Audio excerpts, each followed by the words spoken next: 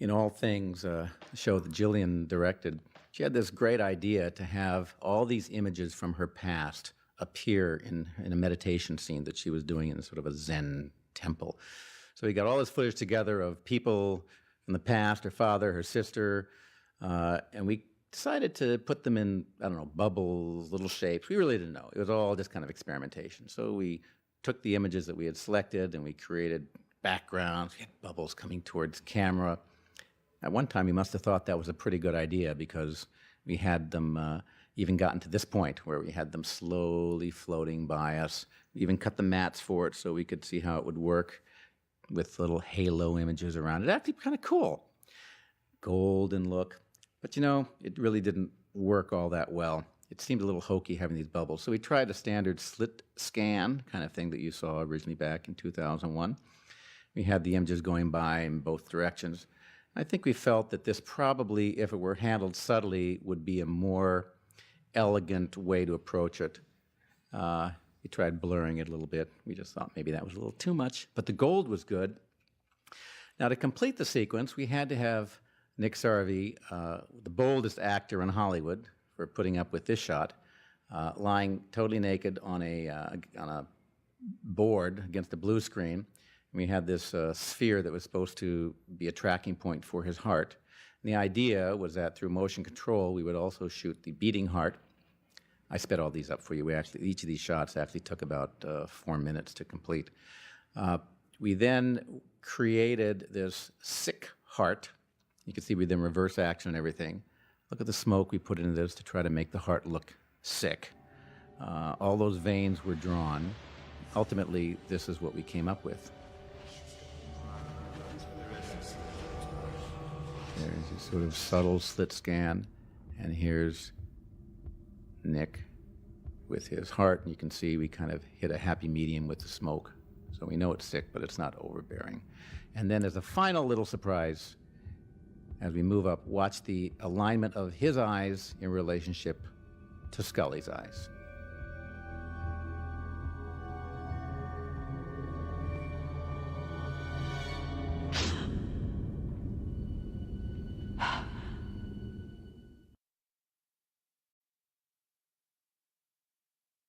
First-person shooter, Chris Carter had this great episode with all this CG. As you can see, we have a woman on top of a tank coming right towards camera, and none of it's real. I mean, the background is real. We shot that on a set, but everything from the moving wheels to the girl to the shadow all had to be created. So here's the background set that was actually shot. Did some drawings in the CG, and there we add a little bit of skin to it, cut a matte, as we always do. Even the shadow had to be done CG, and here you can see we put the tank in there, and you can see the shadow down below. Shot some smoke to be in the background. There's kind of like dust coming off of the background. Did it underneath the shadow, combined them. And here's our girl. We created some gunfire for her. We had the CGI tank kind of appear as it would in a video game. You can see the skin kind of molds onto it. Watch the smoke in the background. You can see that's all the extra element. Of course, we needed some explosions to work in the shot. And ultimately, Scully gets to destroy this fabulous piece of computer-generated imagery.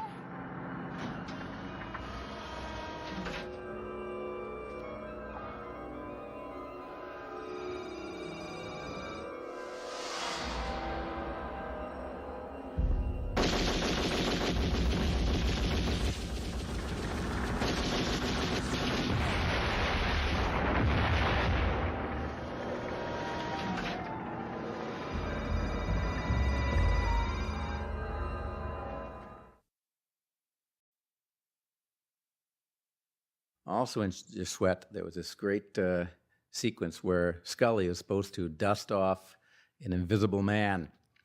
So we had to shoot that fairly carefully. First, we did it with the ever-popular blue screen face. This was a perfectly shaped version of the actor. And Jillian got to put the yellow powder on the blue screen face. And this was good for the dust falling, so we could have it have some shape. Here we, of course, shot the background in motion control so it could match perfectly with the empty headrest where the invisible head would be. This is actually my favorite. Gillian, watching herself on the monitor, is supposed to make some movements with her hand against nothing, like that. So she's watching the monitor to see if she's in the right part of the set here. Of course, we weren't going to use her face, but I kind of like this. Look how intense she is. She really wants to get this right. It's hard to do when you're looking in kind of a mirror image on the monitor. And we did some closer shots of the yellow powder. It really does look like the actor, you know, when you think about it. It's very effective. And then we finally shot the other angle over her shoulder. And then when we put everything together, looks like she's dusting off an invisible guy.